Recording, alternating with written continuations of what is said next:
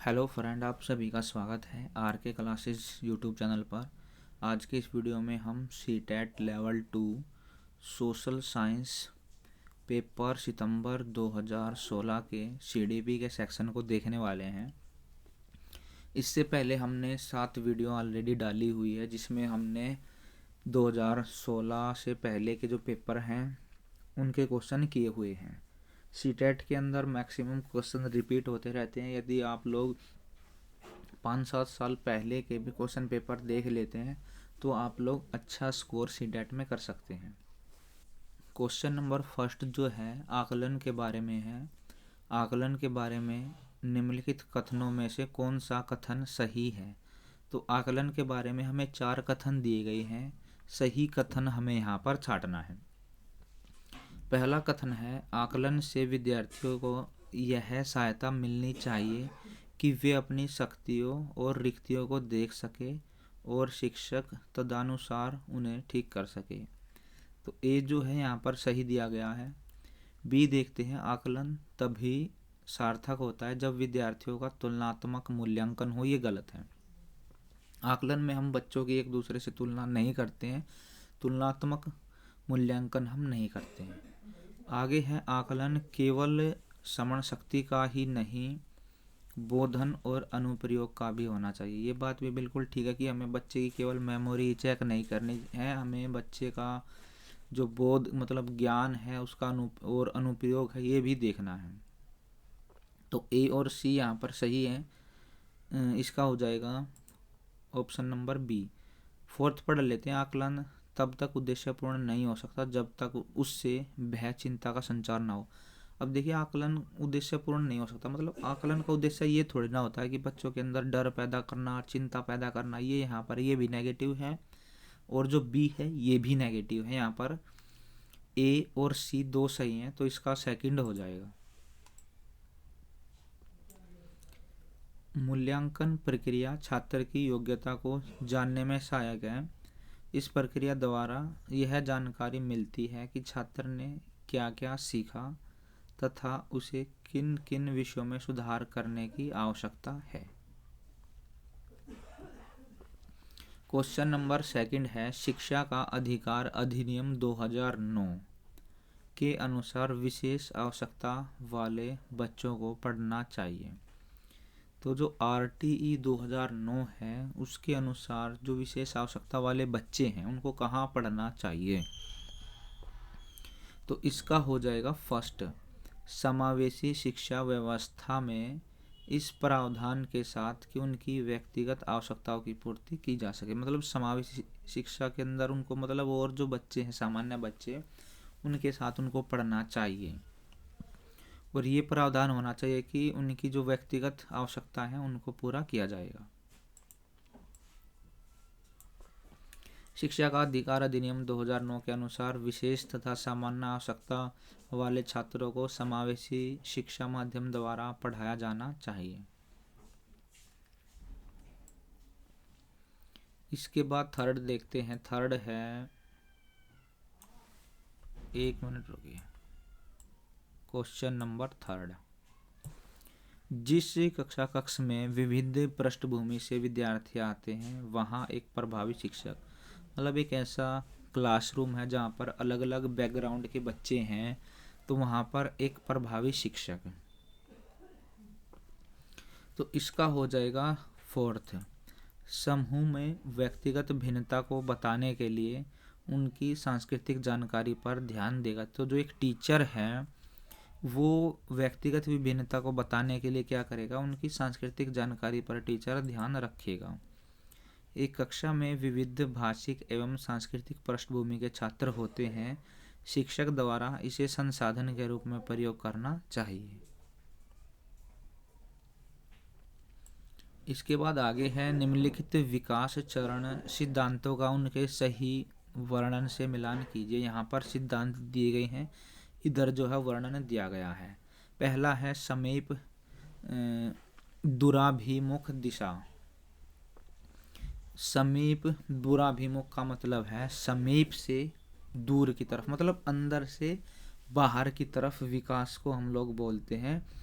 इसको ये दो होते हैं, इंग्लिश में हम लोग प्रोक्सिमोडिस्टल और स्फेलोकोडिकल बोलते हैं। इसको बोलते हैं हम लोग प्रोक्सिमोडिस्टल, और सिरपदाभिमुख को बोलते हैं हम लोग स्फेलोकोडिकल बोलते हैं। तो इसका पहले का जो मिलान होगा वो फोर्थ से हो जाएगा, शरीर के केंद्र से बाहर की ओर। तो यहाँ पर देखिए पहले का फोर्थ से ये ऑप्शन भी कट जाएगा और ये भी। तो एक ही ऑप्शन ऐसा मिलता है, यदि आप एक भी चेक कर मतलब यहाँ पर मैच कर देंगे तो आपका आंसर ठीक हो जाएगा। शीर्षाभिमुख सिरपदाभिमुख होता है, सिर से पैर की तरफ जो है विकास होना, ये सेकंड से मैच हो जाएगा। फिर है अंतर्वैयक्तिक भिन्नताएं और अंतरा। तो जो अंतर है वो मिल जाएगा अलग अलग, मतलब अलग अलग बच्चों में अलग अलग दर से जो है विकास होता है। और अंतरा जो है ये मिल जाएगा खुद से होता है। इसका मतलब किसी अकेले बच्चे में विकास की दर के एक क्षेत्र की अपेक्षा दूसरे क्षेत्र से भिन्न हो सकती है। ये सरल से जटिल की ओर यहाँ पर ये कट जाएगा। इन चारों का इस तरह से यहाँ पर मैच हो जाएगा।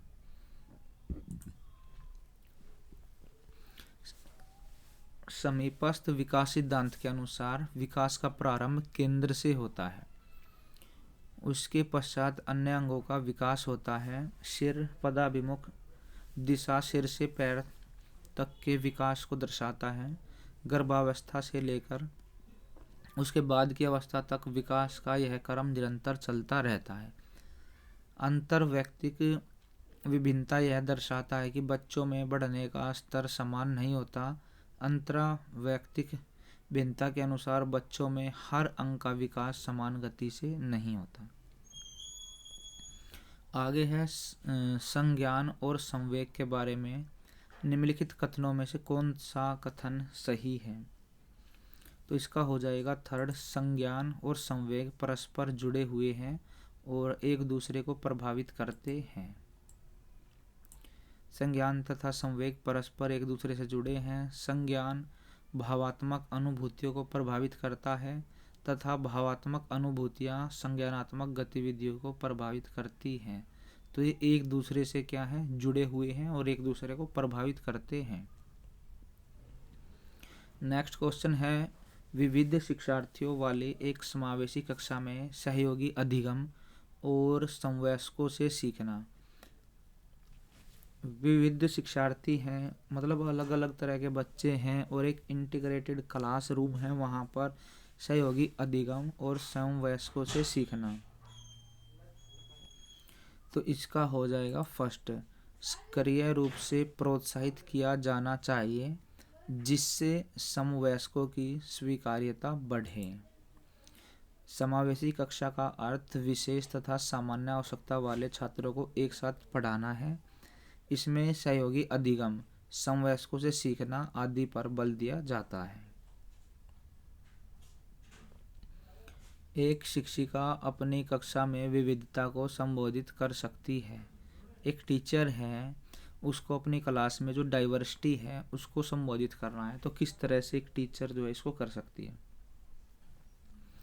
तो देखिए विभिन्नता को स्वीकार करके और उसे महत्व देकर, बिल्कुल जो एक डाइवर्सिटी है क्लास के अंदर उसको स्वीकार करके और उसको महत्व देकर, इम्पोर्टेंस भी उसको देकर। आगे है बच्चों की सामाजिक सांस्कृतिक पृष्ठभूमि का शिक्षा शास्त्रीय संसाधन के रूप में उपयोग करके। जो अलग अलग बैकग्राउंड से बच्चे हैं, उनके अलग अलग संस्कृति है, अलग अलग समाज है, उसका एक संसाधन, एक रिसोर्स की तरह यूज करके। आगे है विभिन्न अधिगम शैलियों का समायोजित करके, ये भी ठीक है। फोर्थ है मानक निर्देश देकर और निष्पादन हेतु सर्वमान्य मानदंड निर्धारित करके, ये गलत है। निर्देश देना या मानदंड निर्धारित करना ये नेगेटिव है। तो यहाँ पर ए, बी और सी तीन यहाँ पर सही हैं, तो इसका हो जाएगा सेकंड। शिक्षक को कक्षा की विविधता स्वीकार करते हुए उस पर महत्व देना चाहिए। उन्हें बच्चों की सामाजिक सांस्कृतिक पृष्ठभूमि को संसाधन के रूप में प्रयोग करना चाहिए। इसके साथ ही शिक्षण अधिगम प्रक्रिया में उचित अधिगम शैलियों का प्रयोग किया जाना चाहिए या करना चाहिए। नेक्स्ट है, कोई शिक्षिका अपनी कक्षा में फर्नीचर की तीखी धार वाले किनारों को रुई से ढककर रखने को कहती है या ढका रहने को कहती है। उसके बाद छुओ तथा अनुभव करो वाले सूचना पटों का उपयोग करने को कहती है। मतलब जो क्लासरूम के अंदर जो फर्नीचर है उनकी जो तीखी धार वाले किनारे हैं उनको रुई से ढककर फिर उनको टच करके फील करना है, ये उपयोग करवाती है। वह किस वर्ग के विशेष शिक्षार्थियों की आवश्यकताओं की पूर्ति का प्रयास कर रहे हैं। अब जब बच्चे टच करके चीज़ों को सेंस करेंगे तो ऐसे बच्चे हो जाएंगे जिनको देखने से संबंधित प्रॉब्लम है। तो दृष्टि विकलांग विद्यार्थी। स्पर्श करके सीखने से संबंधित गतिविधियां दृष्टिबाधित छात्रों के अधिगम में सहायक हैं। इसके बाद नेक्स्ट क्वेश्चन देखते हैं, प्रतिभाशाली बच्चों के लिए सबसे अच्छे शैक्षिक कार्यक्रम वे होते हैं जो प्रतिभाशाली बच्चे हैं उनके लिए सबसे अच्छे शैक्षिक कार्यक्रम कौन से होते हैं, ये हमें बताना है। तो उनके चिंतन को प्रेरित कर उन्हें विविध विचारों में व्यस्त रहने के अवसर देते हैं। ऐसे कार्यक्रम जो बच्चों को चिंतन के लिए प्रोत्साहित करें या प्रेरित करें और उनके जो विविध विचार हैं उनको में या उनको मतलब उन विचारों में व्यस्त होने के मौके बच्चों को मिले। प्रतिभाशाली विद्यार्थी शिक्षण में अच्छा प्रदर्शन करने में सक्षम होते हैं। शिक्षक द्वारा उनके चिंतन को प्रेरित करने तथा उन्हें विविध गतिविधियों में व्यस्त रहने के अवसर देने चाहिए। नेक्स्ट क्वेश्चन है, विद्यालयों में विद्यार्थियों की असफलता के बारे में निम्नलिखित में से कौन सा कथन सही है। मतलब बच्चे जो फेल होते हैं उनके बारे में कौन सा कथन सही है, क्या चीज़ उसके पीछे है। पहला ऑप्शन है, विशेष जाति और समुदाय से संबंधित विद्यार्थी असफल होते हैं क्योंकि उनमें योग्यता नहीं होती। ये नेगेटिव पॉइंट है। अब फेल तो कोई भी बच्चा हो सकता है, उसमें कोई जाति या समुदाय का कोई लेना देना नहीं होता कि भाई इसी समुदाय के बच्चे या इसी जाति के बच्चे फेल होंगे, ऐसा नहीं होता है। तो ए जो है यहाँ पर नेगेटिव है। बी देखते हैं, विद्यार्थी विद्यालय में असफल होते हैं क्योंकि इनमें अधिगम के लिए उपयुक्त पुरस्कार नहीं दिए जाते। अब ऐसा नहीं है कि भाई जिस स्कूल में पुरस्कार दिए जाते हैं उसी में बच्चे पास होते हैं। पुरस्कार से ये नहीं होता कि भाई पुरस्कार नहीं देंगे तो बच्चे फेल हो जाएंगे, ये भी नेगेटिव है। आगे है, विद्यार्थी असफल होते हैं क्योंकि शिक्षण उस तरीके से नहीं किया जाता जो उनके लिए सार्थक हो। मतलब जो बच्चों के लिए सार्थक हो, मतलब जिस मेथड से बच्चे सीखते हैं वो मेथड यूज़ ना करे तब हो सकता है ऐसा। ये सही यहाँ पर इसके लिए सही है। डी पढ़ते हैं, विद्यार्थी असफल होते हैं क्योंकि प्रत्येक विद्यार्थी की आवश्यकता और अभिरुचियों का ध्यान, मतलब इंडिविजुअल डिफरेंस का टीचर ध्यान नहीं रखता है, इसलिए बच्चे फेल होते हैं। तो यहाँ पर सी और डी ये है ऑप्शन नंबर 3 के अंदर इसका करेक्ट आंसर हो जाएगा। विद्यालय में विद्यार्थी इसीलिए असफल होते हैं क्योंकि शिक्षण उस तरीके से नहीं किया जाता जो उनके लिए सार्थक है। इसके साथ ही असफल होने का एक कारण यह भी है कि विद्यालय की व्यवस्था प्रत्येक विद्यार्थी की आवश्यकताओं और अभिरुचियों का ध्यान नहीं रखती। अतः शिक्षक द्वारा यह प्रयास किया जाना चाहिए कि शिक्षण सार्थक और सभी बच्चों के लिए क्या है, जो सभी बच्चों के अनुकूल हो। इसके बाद नेक्स्ट क्वेश्चन देखते हैं, दो विद्यार्थी एक ही अवतरण को पढ़ते हैं, मतलब किसी टॉपिक को दो बच्चे पढ़ते हैं फिर भी बिल्कुल अलग अलग मीनिंग निकालते हैं, उसका अलग अलग अर्थ निकालते हैं। उनके बारे में निम्नलिखित में से क्या चीज़ सत्य है। तो इसका फर्स्ट हो जाएगा, संभव है ये चीज़ क्योंकि व्यक्ति के अधिगम को विविध कारक विभिन्न विधियों से प्रभावित करते हैं। मतलब बहुत सारे कारक इसके पीछे हो सकते हैं कि भाई दो बच्चों ने एक चीज़ को पढ़ा है और दोनों अलग अलग मीनिंग निकाल रहे हैं। किसी भी दो विद्यार्थियों के सोचने समझने की शक्ति जो है भिन्न होती है। इसके अलावा उनकी पूर्व जानकारी में भी अंतर होता है, अतः उनके द्वारा किसी भी अवतरण का भिन्न भिन्न अर्थ निकालना स्वाभाविक है। आगे है NCF 2005 राष्ट्रीय पाठ्यचर्या की रूपरेखा 2005 के अनुसार अधिगम अपने स्वभाव में डैश और डैश है। तो अधिगम कैसा है, स्तरीय और सामाजिक। इसका हो जाएगा ऑप्शन नंबर सी 3। तो राष्ट्रीय पाठ्यचर्या की रूपरेखा 2003 के अनुसार अधिगम अपने स्वभाव में स्तरीय तथा सामाजिक है। विद्यार्थियों को स्वतंत्र रूप से चिंतन करने तथा प्रभावी शिक्षार्थी बनने में सक्षम बनाने हेतु शिक्षक के लिए महत्वपूर्ण है। मतलब टीचर को अपने बच्चे ऐसे बनाने हैं कि वे स्वतंत्र रूप से चिंतन कर सके और प्रभावी शिक्षार्थी बनने में वो सक्षम हो। तो टीचर को क्या करना चाहिए? तो इसका हो जाएगा फोर्थ, शिक्षार्थियों को सिखाना कि किस प्रकार से अपने अधिगम का अनुवीक्षण करें। बच्चों का शिक्षण तब अधिक प्रभावी होगा जब वे स्वयं अपने अधिगम का अनुवीक्षण करेंगे। इससे उन्हें उन क्षेत्रों को जानने में आसानी होगी जहां उन्हें सुधार की आवश्यकता है।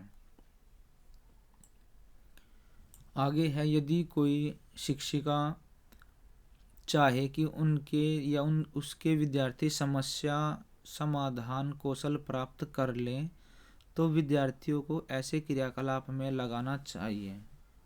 तो क्वेश्चन नंबर 14 है, यदि कोई शिक्षिका चाहे कि उसके विद्यार्थी समस्या समाधान कौशल प्राप्त कर ले, मतलब बच्चों के अंदर प्रॉब्लम सॉल्विंग की जो स्किल है वो आ जाए, तो विद्यार्थियों को ऐसे क्रियाकलाप में लगाना चाहिए जिनमें हो, मतलब क्या चीज़ होनी चाहिए। देखिए ड्रिल अभ्यास नेगेटिव हो जाएगा, एमसीक्यूज या चीज़ों को रटना ये भी यहाँ पर एक ही पॉजिटिव है, पूछना, तर्क करना, निर्णय लेना, तो इसका हो जाएगा सेकंड।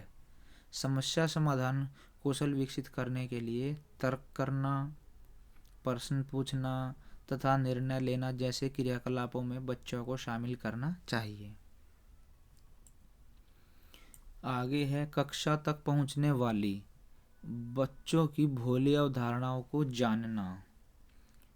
इसका हो जाएगा फर्स्ट, शिक्षक के लिए अपने शिक्षण को अधिक सार्थक बनाने की योजना बनाने में सहायक। कक्षा तक पहुंचने वाली बच्चों की जो अवधारणाएं है, यदि एक टीचर उनको जानता है या उनको जानने का प्रयास करता है तो शिक्षण को बहुत ज़्यादा सार्थक बनाने की योजना में जो है वो उसको टीचर को मदद मिलेगी। शिक्षक द्वारा छात्रों के पूर्व अवधारणाओं को जानना शिक्षण हेतु सार्थक योजना बनाने में सहायक होता है। इससे शिक्षक को यह जानने में आसानी होती है कि छात्र पहले से कितना जानते हैं, उन्हें किन क्षेत्रों में अधिक कार्य करने की आवश्यकता है।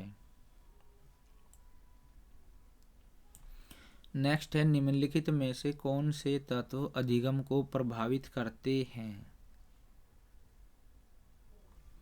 तो यहाँ पर पहला है, शिक्षार्थी का प्रेरण बिल्कुल प्रभावित करता है। शिक्षार्थी की परिपक्वता ये भी करती है। शिक्षण युक्तियाँ, शिक्षार्थी का शारीरिक और संवेगात्मक स्वास्थ्य। तो यहाँ पर चारों ही चीज़ें जो हैं अधिगम को प्रभावित करती है, तो इसका हो जाएगा थर्ड, ABCD चारों यहाँ पर सही हैं। शिक्षार्थी का उत्प्रेरणन, परिपक्वता, शारीरिक तथा संवेगात्मक स्वास्थ्य और शिक्षण विधियाँ अधिगम को प्रभावित करते हैं।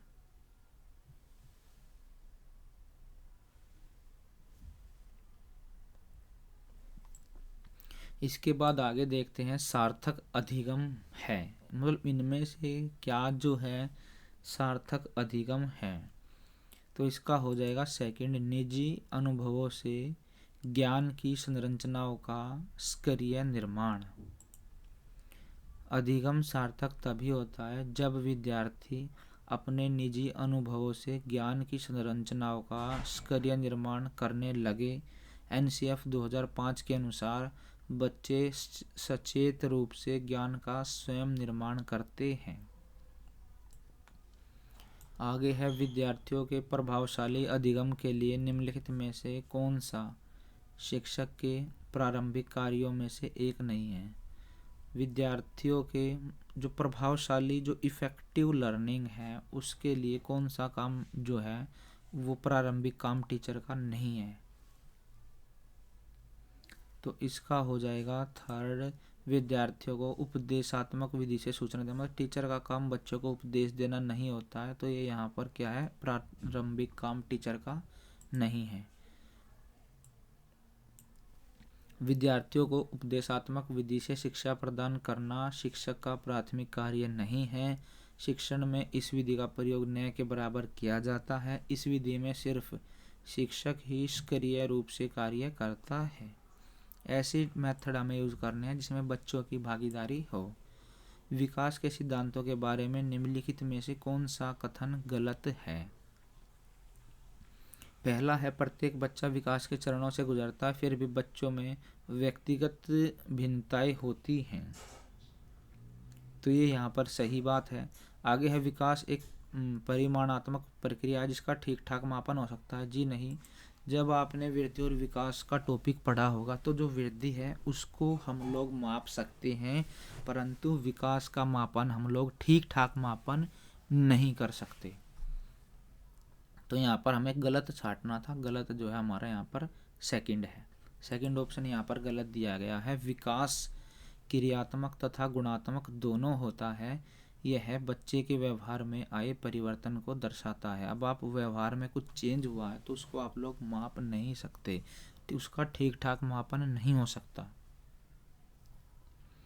इसके बाद क्वेश्चन नंबर 20 है, डैश तथा डैश की विशिष्ट अन्योन्य क्रिया का परिणाम विकास के विविध मार्गों और निष्कर्षों के रूप में हो सकता है।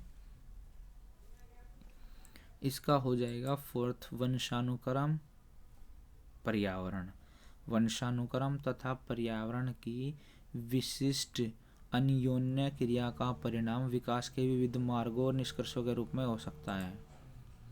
वंशानुक्रम तथा पर्यावरण की विशिष्ट अन्योन्य क्रियाओं का परिणाम विकास के विविध मार्गों और निष्कर्षों के रूप में हो सकता है। वंशानुक्रम तथा पर्यावरण बच्चे के विकास में दो महत्वपूर्ण कारक हैं। विद्यालय और समाजीकरण के बारे में निम्नलिखित में से क्या सत्य है? तो इसका आंसर हो जाएगा ऑप्शन नंबर 3। विद्यालय समाजीकरण का एक महत्वपूर्ण कारक है। तो समाजीकरण की पहली एजेंसी जो होती है वो बच्चे का परिवार होता है, उसके बाद उसका आस पड़ोस आता है, फिर स्कूल का नंबर आता है। विद्यालय समाजीकरण का एक महत्वपूर्ण कारक है। इसके अंतर्गत बालक परस्पर अंतःक्रिया करना तथा विविध संस्कृतियों को जानना सीखता है। आगे है, जीन पियाजे के संज्ञानात्मक विकास के सिद्धांत के बारे में निम्नलिखित कथनों में से कौन सा कथन जो है सही है? तो जीन पियाजे के सिद्धांत को आप सभी ने पढ़ा होगा। यहाँ पर कौन सा सिद्धांत के बारे में सही है? ये है पियाजे का तर्क है कि संज्ञानात्मक विकास चरणों में आगे बढ़ने की अपेक्षा निरंतर होता है। पियाजे के अनुसार संज्ञानात्मक विकास निरंतर होता रहता है। बच्चा जन्म से ही ज्ञानी नहीं होता, अपितु बोधात्मक तथा गत्यात्मक गतिविधि द्वारा निरंतर सीखता है। आगे है, जीन पियाजे के द्वारा प्रस्तुत संरक्षण के प्रत्यय से तात्पर्य है कि। इसका हो जाएगा सेकंड, दूसरों के परिदृश्य को ध्यान में रखना एक महत्वपूर्ण संज्ञानात्मक क्षमता है। पियाजे के अनुसार 7 से 11 वर्ष के बच्चों में तार्किकता का विकास हो जाता है। इस अवस्था में बालक ठोस वस्तुओं से संबंधित समस्याओं को आसानी से सुलझा सकता है। आगे देखिए, बुद्धि के प्रकार हैं और उनकी अंत अवस्था है। इन यहाँ पर हमें मैच करना है।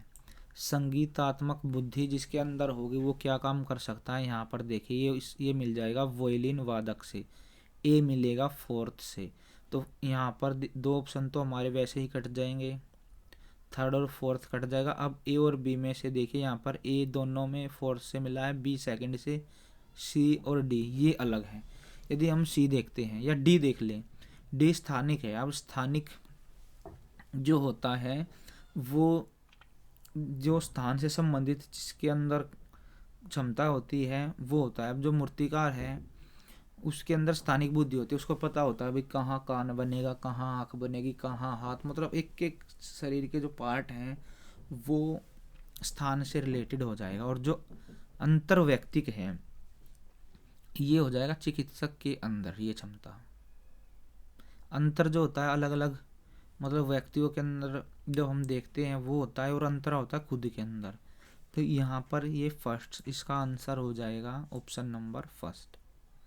देखिए जो गार्डनर की बहुबुद्धि सिद्धांत है उससे क्वेश्चन है। यहाँ पर 8 तरह की बुद्धि इन्होंने बताई है। भाषाई बुद्धि होती है या भाषागत बोल लो इसको, तार्किक, देशिक, संगीतात्मक, शारीरिक, गति संवेदी, अंतर्वैयक्तिक, अंतर होती है, और अंतरा होती है या अंत है।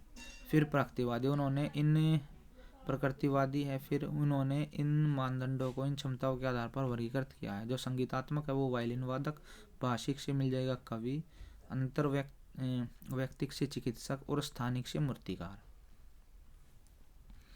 वाइगोत्स्की के अनुसार, लेव वाइगोत्स्की के अनुसार हमें यहाँ पर छांटना है, तो इसका हो जाएगा फोर्थ, भाषिक विकास मानव चिंतन के स्वभाव को बदल देता है। वाइगोत्स्की के मुख्य सिद्धांत इस प्रकार हैं। बच्चे ज्ञान का निर्माण करते हैं। विकास को सामाजिक संदर्भ से अलग नहीं किया जा सकता। अधिगम संज्ञानात्मक विकास का प्रतिनिधित्व करता है। संज्ञानात्मक विकास में संस्कृति की मुख्य भूमिका है। मानसिक विकास में भाषा महत्वपूर्ण होती है। ये यहाँ पर क्या है, लेव वाइगोत्स्की के मुख्य सिद्धांत हैं। लॉरेंस कोहलबर्ग के नैतिक तर्क के सिद्धांत की अनेक बातों के लिए आलोचना की जाती है।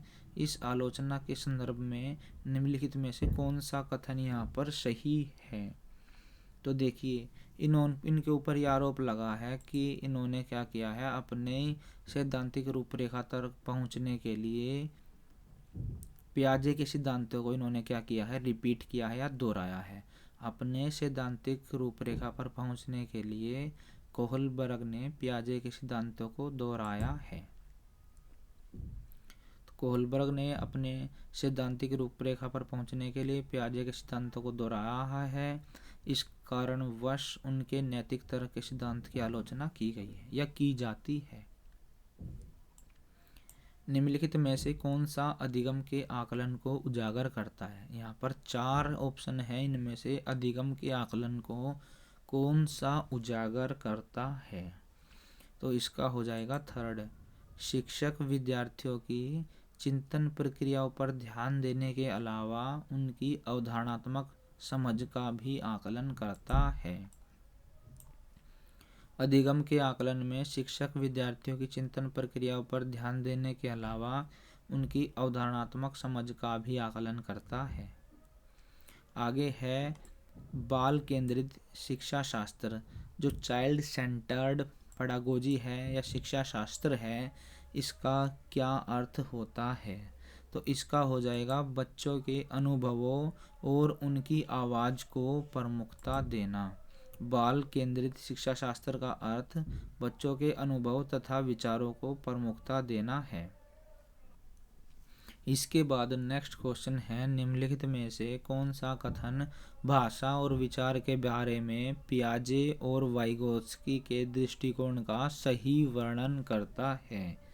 तो इसका हो जाएगा फोर्थ, पियाजे के अनुसार। पियाजे ये कहते हैं कि बच्चे के अंदर पहले विचार आता है, और वाइगोत्स्की ये कहते हैं कि पहले भाषा आती है उसके बाद विचार आता है। तो यहाँ पर क्या, इन दोनों के बीच जो है इसी बात को लेकर क्या है, मतभेद है। पियाजे के अनुसार पहले विचार जन्म लेता है, और वाइगोत्स्की के अनुसार भाषा का विचार पर भारी प्रभाव पड़ता है।